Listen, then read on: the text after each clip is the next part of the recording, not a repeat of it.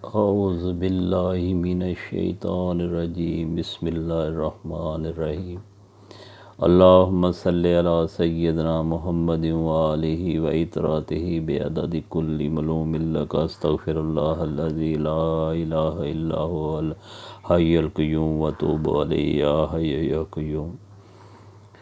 اللہ کے پاک فضل و کرم سے رمضان شریف کا مہینہ گزر رہا ہے۔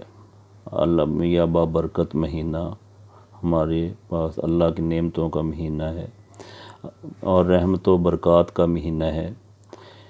اللہ کے فضل و کرم سے ہم 13 سپارے جو ہیں ان کی، جو کہ ہم ڈیلی تراویح نماز کے اندر قرآن پاک سنتے ہیں، ان کا تذکرہ جو ہے جمالی سا جائزہ لے چکے ہیں۔ یہ اللہ کا بڑا خاص فضل و کرم ہے کہ اللہ تعالیٰ نے ہمیں یہ توفیق بخشی کہ آج ہم 14واں سپارہ جو ہے وہ اس کے اوپر تھوڑا سا اس کا جمالی سا جائزہ لینے کی کوشش کریں گے۔ تو آپ کی تھوڑی سی توجہ جو ہے، ہو سکتا ہے کہ میرے لیے باعث نجات بن جائے، اور یہ بھی ممکن ہے کہ اللہ تعالیٰ آپ کا سننا جو ہے، تھوڑا سا ٹائم دینا رمضان کے مہینے میں، بابرکت سعادت مہینے میں، اللہ تعالیٰ کا یہ جو قرآن سامنے کا جو ہم نے جو کام شروع کیا ہے، اس میں آپ کا سننا اور سامنا اور میرا سنانا اللہ تعالیٰ اپنے ہاں قبول و منظور فرمائے۔ تو پیارے ناظرین، پیاری بہنوں، پیارے دوستوں اور پیارے بھائیوں، آج ہم 14 سپارہ جو ہے اس کے بارے میں بات کرتے ہیں۔ تو ناظرین کرام، اس پارے میں 2 حصے ہیں۔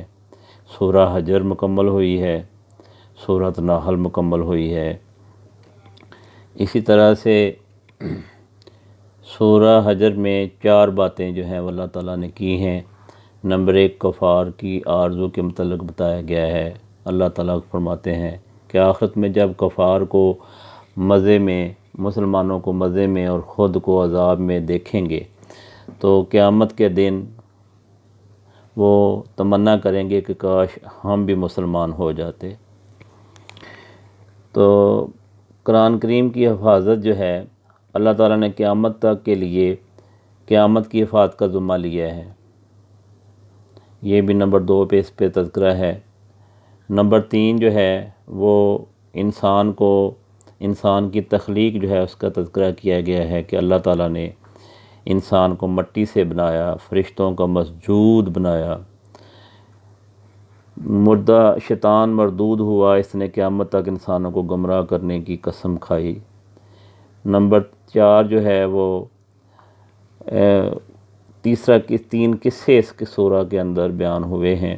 پہلا قصہ جو ہے وہ حضرت ابراہیم علیہ السلام کا ہے کہ جب حضرت ابراہیم علیہ السلام کو فرشتوں نے آ کر بیٹے کی خوشخبری دی تو اس وقت ان کی اہلیہ بہت بوڑھی تھیں۔ بظاہر یہ ولادت کی عمر نہ تھی، اس لیے آپ کو بیٹے کی خوشخبری سن کر خوشی بھی ہوئی اور تعجب بھی ہوا۔ فرشتوں نے کہا، ہم آپ کو سچی خوشخبری سنا رہے ہیں، آپ مایوس نہ ہوں۔ آپ نے فرمایا کہ اللہ کی رحمت سے مایوس ہونا تو گمراہوں کا کام ہے۔ یہ حضرت ابراہیم علیہ السلام کے تذکرہ، بیٹے کے بارے میں جو فرشتوں نے خوشخبری سنائی تھی، اس کا تذکرہ کیا گیا ہے اس قصے کے اندر۔ دوسرا قصہ جو ہے وہ فرشتے حضرت ابراہیم کو خوشخبری سنا کر حضرت لوط علیہ السلام کی خدمت میں حاضر ہوئے، ان سے درخواست کی کہ آپ اپنے گھر والوں کو ساتھ لے کر رات کو ہی اس بستی سے نکل جائیے، کیونکہ آپ کی بستی والوں کی سرکشی اتنے آگے نکل گئے ہیں کہ اللہ تعالیٰ نے ان کو ناپاک وجود سے زمین کو پاک کرنے کا فیصلہ کر لیا ہے۔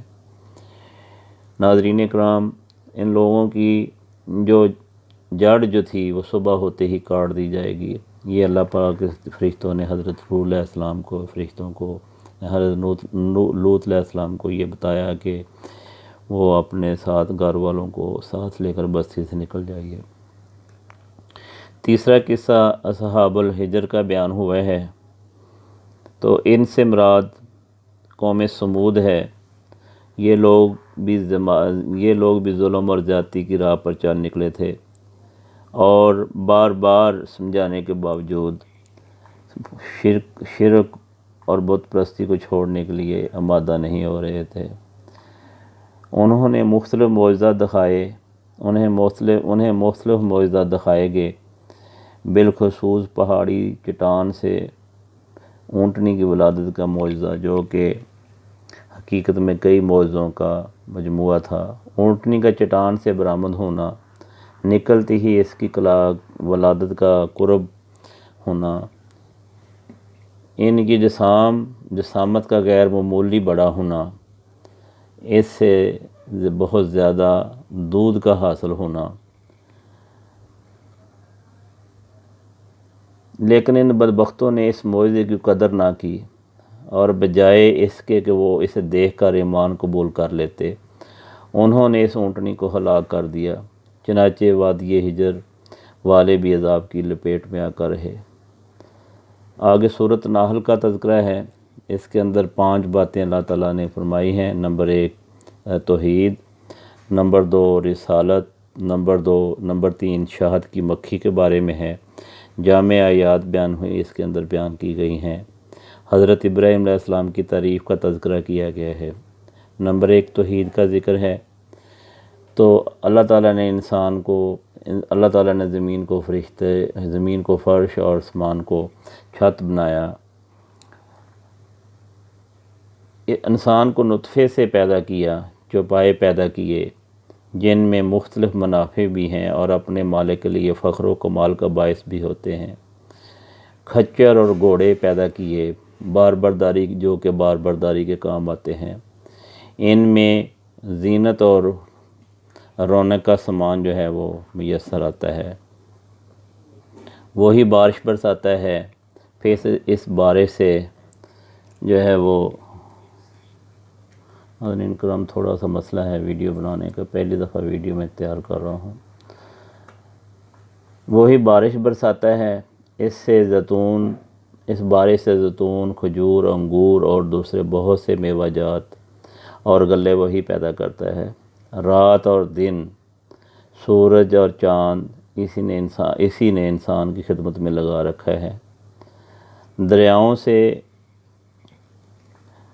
سے تازہ گوشت اور زیور وہی مہیا کرتا ہے۔ سمندروں میں جہاز اور کشتیاں اسی کے حکم سے رواں دواں ہیں۔ اللہ تعالیٰ کی نعمتوں کا شمار کرنا تو ہم نہیں کر سکتے۔ نمبر 2 رسالت کا ذکر ہے۔ نبی کریم صلی اللہ علیہ وسلم کو، نبی علیہ السلام کو حکم دیا گیا کہ آپ لوگوں کو حکمت اور موعظہ حسنہ کے ساتھ ساتھ اللہ کی طرف بلائیں، اس کی راہ میں پیش آنے والے مصائب پر صبر کریں، نیز آپ کو صبر کرنے پر اور تنگ دل نہ ہونے کی تلقین کی گئی۔ شہد کی مکھی جو ہے اس کا تذکرہ کیا گیا ہے کہ شہد کی مکھی جو ہے اس کا نظام بہت عجیب ہے۔ یہ اللہ کے حکم سے پہاڑوں اور دریاؤں میں، درختوں میں اپنا چھتہ بناتی ہے۔ یہ مختلف قسم کے پھلوں کا رس چوستی ہے۔ ان سے اللہ تعالیٰ شہد نکالتے ہیں، جن کے رنگ بھی مختلف ہوتے ہیں۔ تو اس شہد میں اللہ تعالیٰ نے انسان کی بیماریوں کی شفا رکھی ہے۔ نمبر 4 جامع آیات کا تذکرہ ہے۔ تو اس سورت کی آیت نمبر 90 میں 3 باتوں کا تذکرہ کا حکم دیا گیا، 3 باتوں سے منع کیا گیا ہے۔ عبادات، معاملات میں عدل اور ہر ایک کے ساتھ اچھا سلوک اور قرابت داروں کے ساتھ تعاون کرنے کا حکم دیا گیا۔ واضح برائی منع کردہ اور ظلم کرنے سے روکا گیا۔ حضرت ابراہیم علیہ السلام کی تعریف کی گئی ہے۔ تو حضرت ابراہیم علیہ السلام زندگی بھر توحید خالص پر جمے رہے۔ حضور نبی کریم صلی اللہ علیہ وسلم کو ان کی ملت کے اتباع کا حکم دیا گیا۔ تو ناظرین اکرام، یہ سورۃ نحل اور سورۃ حجر کے بارے میں تھوڑا سا جو اجمالی تذکرہ تھا، جو ہم نے اجمالی ذکر کیا ہے۔ تو یہ سورہ مبارکہ بھی، یہ 14 سوارہ بھی ہم نے اللہ کے فضل و کرم سے ہم نے مکمل کر لیا ہے۔ تو آپ سے دعاؤں کی درخواست ہے، وَمَا عَلَيْنَا إِلَّا الْبَلَاغُ، دعاؤں میں یاد رکھیے گا تاکہ آنے والی ویڈیو اس کو میرے چینل جو ہے وہ ٹیچر ہب پی کے کو آپ اس کو سبسکرائب کریں، اس کو شیئر کریں اور دوسرے دوستوں کو بھی بتائیں تاکہ تھوڑا سا وہ ان کے ساتھ اپنی یہ ویڈیو جو ہے اس کو شیئر کریں اور لوگوں کو بتائیں، اپنے دوستوں کو بتائیں، اپنے گھر والوں کو بتائیں۔